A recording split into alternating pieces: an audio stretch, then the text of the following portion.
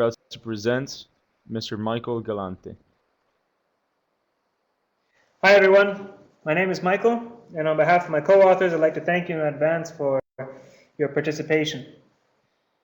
Today I'm going to talk to you about how more responsible timber harvesting practices may contribute to reducing anthropogenic climate change in the forestry sector.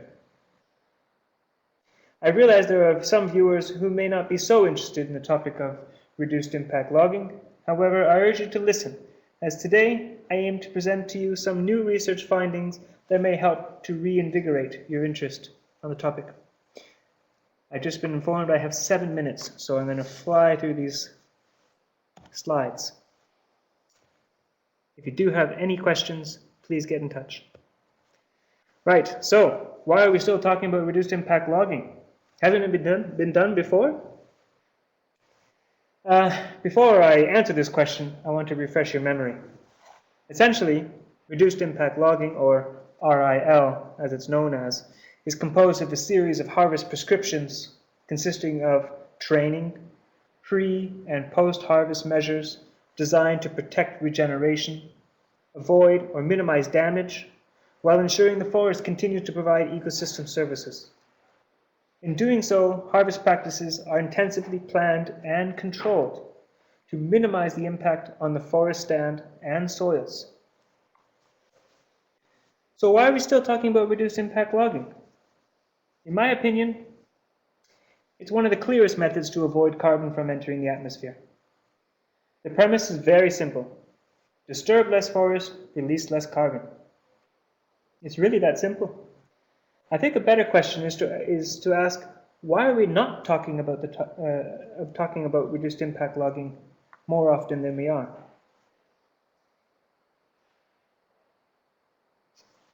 Right. Now, as you may or may not know, reduced impact logging research initiated in the state of Sabah in Malaysia back in 1995. And this was done through a project sponsored by the New England Power, and they are interested to offset their emissions through the sponsorship of carbon research. Now, around the same time, in 1997, a project by the German Technical Development Agency initiated the first concession-wild trials of reduced impact logging in the Duramacut Forest Reserve. Since that time, Sabah engaged in reduced impact logging, producing their first version of their reduced impact logging guideline in 2001. They practiced reduced impact logging since then. However, the large-scale commercial trials from 2006 to 2008, many professional foresters believe that this was the final evidence that the practice was beneficial to the recovery of forest stands. This prompted the state to put the practice into policy, and in 2010, the government mandated the practice into law. And moving one step ahead, in 2011, the government revised the forestry enactment to include carbon as a taxable commodity, along with timber and non-timber wood products. So essentially, the government was establishing the legal foundation to receive carbon finance from reduced impact logging. So the stage is set, the policy is in place. Now what? This is when I left Sabah to do my research. So before I continue, I want to explain a very interesting discrepancy, which I find there's a lot of confusion, especially in the business community. I find that there's individuals who are unaware of the difference between carbon stocks and carbon storage. So I want to clarify this. Every forest sequesters carbon. This is known as carbon stock. This is typically reported in tons of carbon per hectare.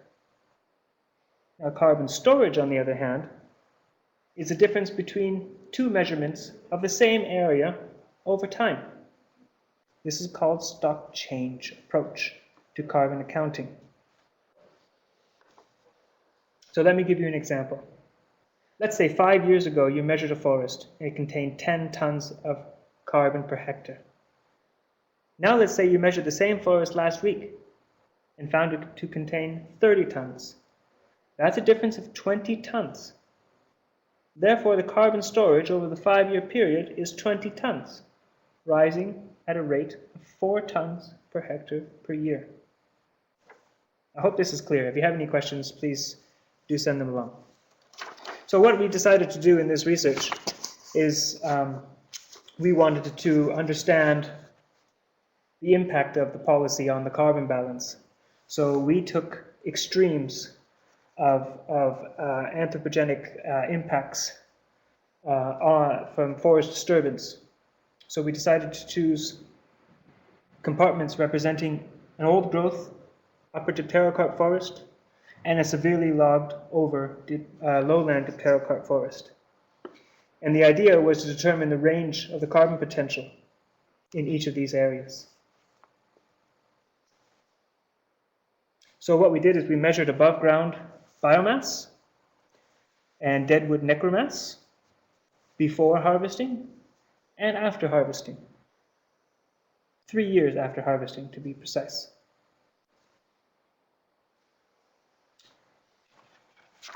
We also wanted to understand how far forest needs to regenerate if it were harvested from conventional harvest activities. So we needed to create the baseline. As I mentioned earlier, Sabah mandated the reduced impact logging into policy. And therefore, conventional harvest activities are no longer eligible to be practiced. So we had to create the carbon baseline. So we used the published literature. And we found the following. 2 major differences. One was infrastructure created, and the second one, damage.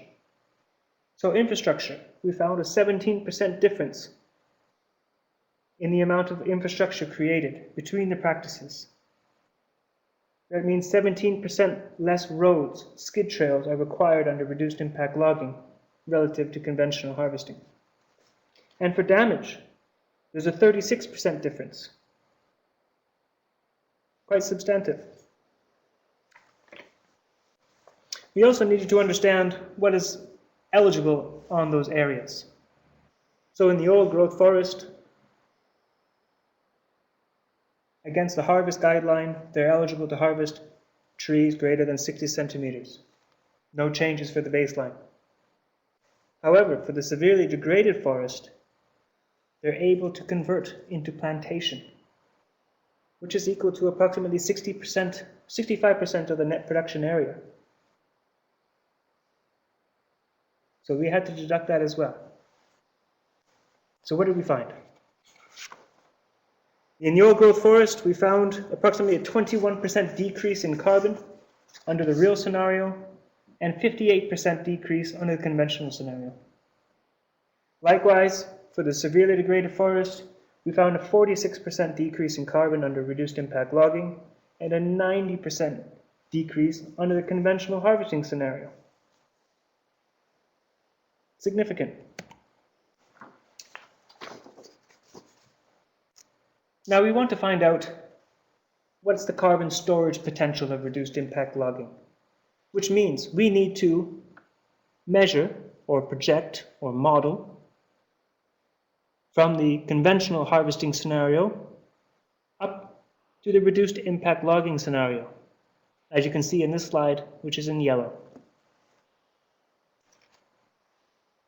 So we modeled this.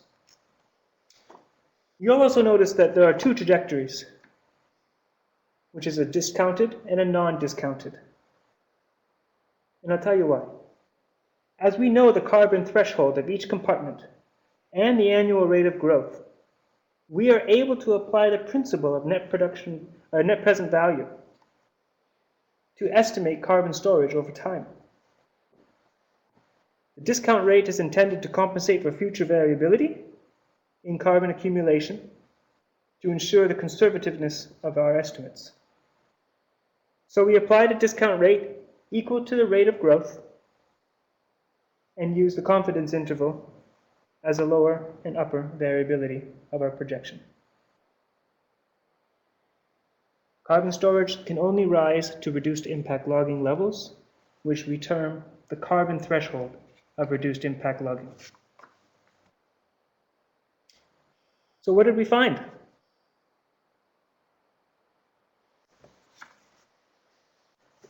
In the old growth forest recovery to the reduced impact logging carbon threshold after 7 years, where carbon storage is estimated at approximately 24 tons per hectare, growing at approximately 3.4 tons per hectare per year. In the severely degraded forest, it takes 22 years to reach that level, where storage is estimated at 44 tons, growing at a rate of 2 tons per hectare per year. The following slides, of course, graphically demonstrate the trajectories. Okay, I'm getting towards the end here. So what? I like this question, actually. I think it's actually overlooked, and I decided to include it in this presentation. So why are the results here important? What do they mean, and to who? I want to start with the technical side. Carbon losses range from 21 to 46%, compared to 58 to 90. These values confirm what is stated in the published literature about the impact of implementing reduced impact logging relative to conventional harvesting. Secondly, for those viewers interested to know its financial value, our results range in carbon storage between 2 and 3.4 tons per hectare, ranging from 7 to 22 years. Now, for the sake of discussion, let's discuss the average. For every hectare harvested through RIL, the practice generates 3 tons per hectare per year for 15 years. That's 45 tons per hectare over the project lifetime. So if we were to look at any tropical state or province that issues conservatively, let's say 20,000 hectares for timber, for the production of timber in any given year, we can estimate 900,000 tons is avoided from entering the atmosphere. And this is only from one area. What if we can scale it up?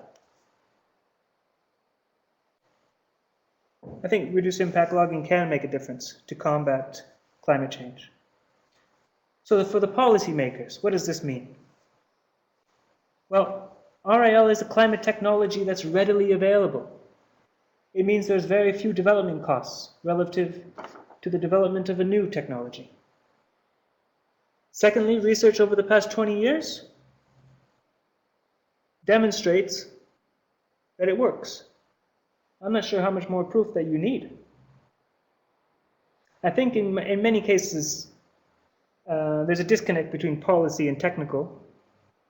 But if there are individuals working on forest or climate policy watching this presentation, I urge you to make contact with myself or other professional foresters, as I'm sure that we'd like to speak to you about climate change mitigation and reduced impact logging opportunities. Thirdly, I understand funds are available to governments interested to apply more advanced practices on the ground and move away from the readiness phase of REDD+. I would urge you to contact your climate focal point or organizations directly assisting climate mechanism development to explain options available to your governments. So my final slide here, there's 2 takeaway messages I want to convey. Firstly, in order to have a substantive impact on climate change, reduced impact logging needs to be implemented en masse. That means increasing its implementation on the ground, which includes technical resource people, the establishment of real training centers, and verification of activities. Secondly, to those in positions of influence, to recognize the potential of RIL relative to the cost of its implementation. I urge those to make partnerships and alliances to increase its implementation, which can reduce carbon from entering the atmosphere. So on behalf of my co-authors, I would like to thank you for listening. Please feel free to get in touch if you have further questions or comments. Thank you again.